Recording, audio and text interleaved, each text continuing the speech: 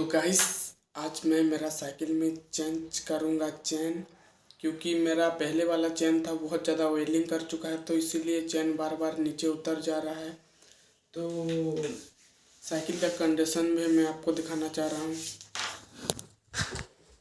पहले देख लो चेन को, ये वाला चेन लगाऊंगा।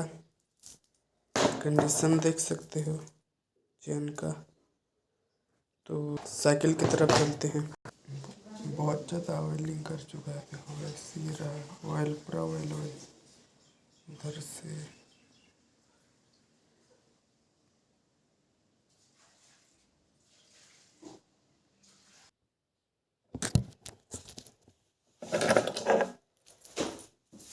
तो जाएंगे और चेन को चेंज करके आ जाएंगे। और चेन देख सकते हो इतना लंबा है। अरे यार निकल जाना, चेन इतना लंबा है गाइस।